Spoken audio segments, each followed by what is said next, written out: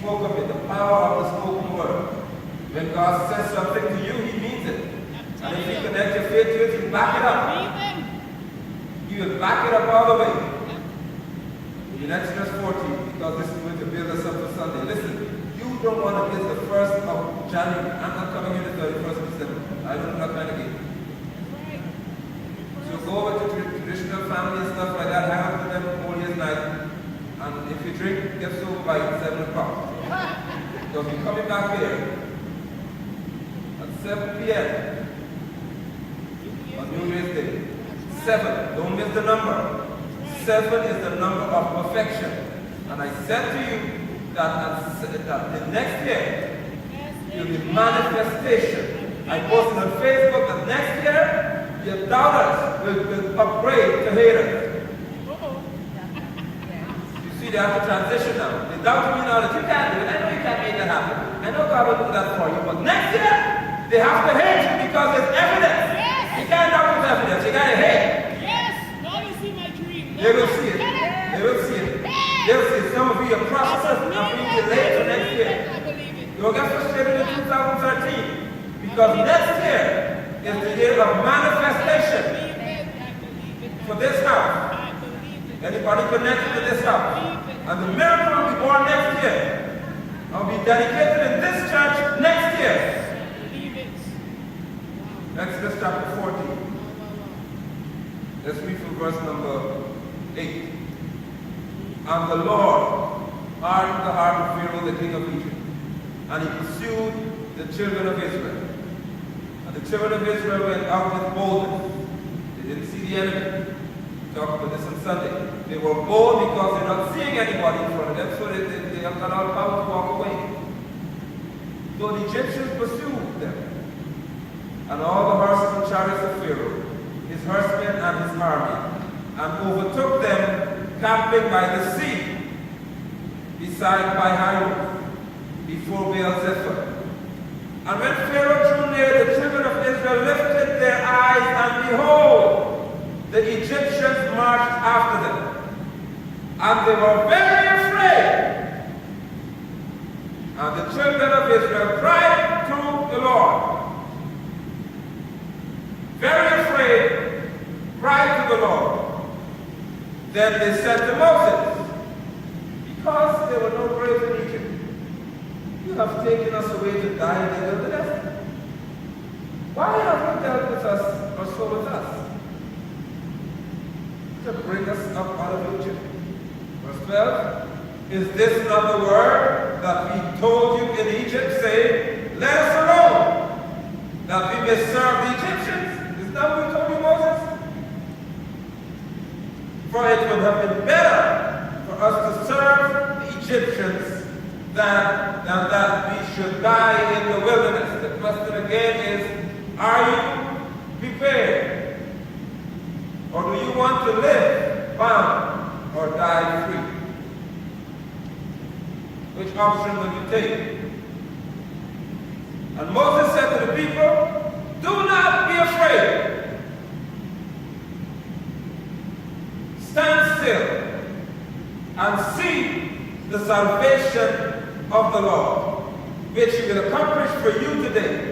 For the Egyptians whom you see today, you shall see, talk to me, again no more forever.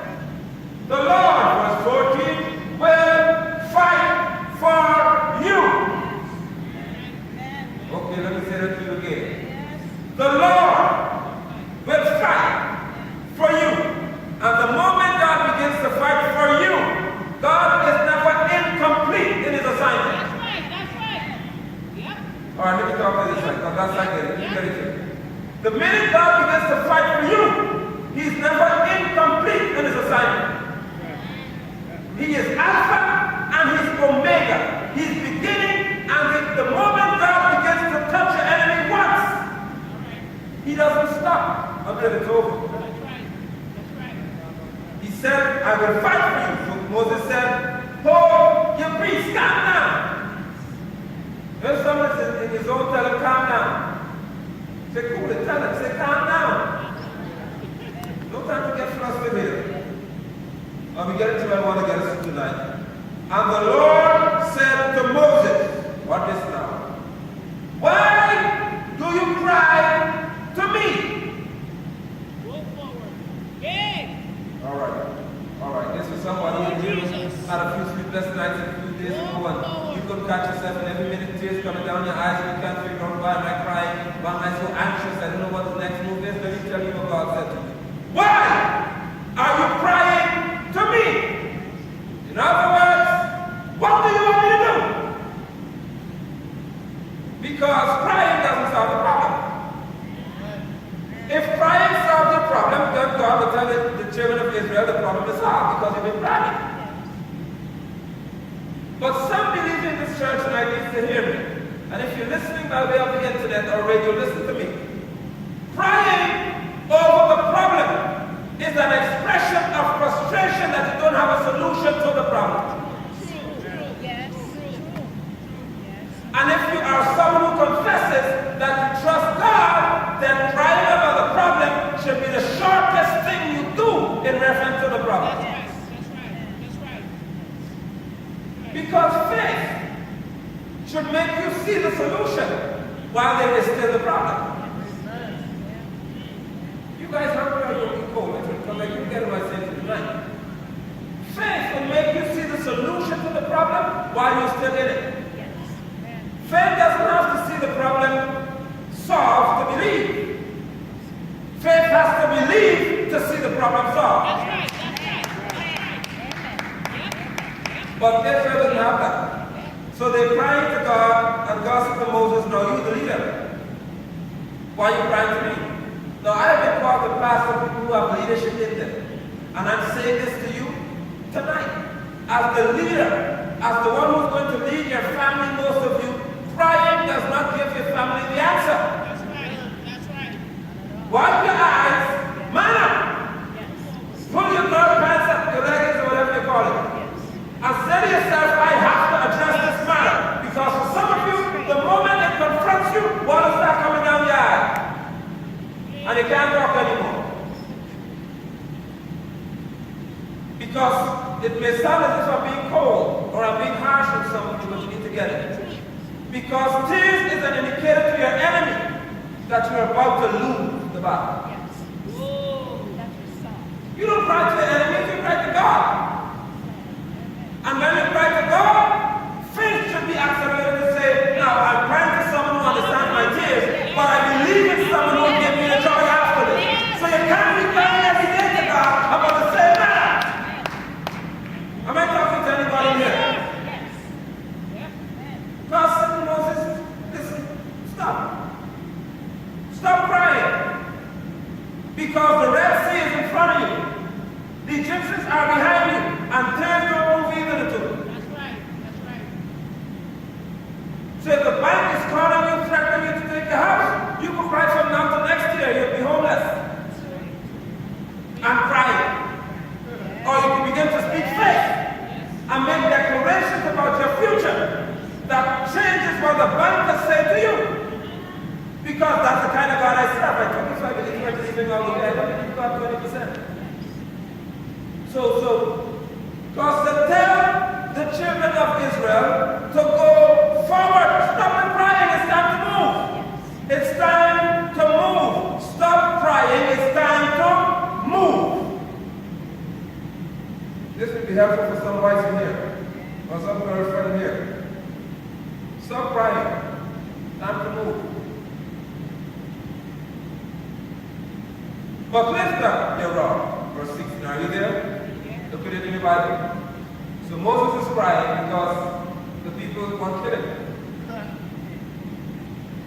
And Moses is crying to God because God, you told me to lead the people out of here. Now you have the people trying to ask me why am I bringing them to kill them in the wilderness. This is almost 2 million people we're talking about. So Moses is saying to God, what am I supposed to do? So watch what God told him in verse 16. Look at it differently. God said, lift up. What one is he there? Was it? Your rod. Look carefully here. Lift up your rod, Moses. The rod is important. The rod is important.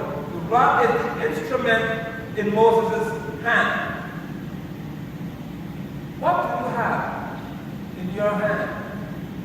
God is prepared to use to change your future. In other words, God has given to every one of you in this room tonight a special gift or tool to stop your tears from flowing. Yes. Okay, Jesus, me and you talking like that. So I'm getting to the point because I know why we are this way because I'll get a confirmation in a second. God says, Moses, not my rod. Don't go among the people and ask them to borrow a rod. The rod you have in your hand is what you will use to do what I told you to do. Lift up your rod, he said, and stretch your hand, not my hand. Lift up what you have in your hand, reach your hand over the sea, and watch this, and divide it. God, how could I divide the Red Sea? Me. Read the Bible. God said, take what you have in your hand, reach your hand over the sea, and you divide it. This man faith is put to the test now, because if you start saying, what God, every time you say, but the Egyptians are getting closer. Take what you have in your hand, son.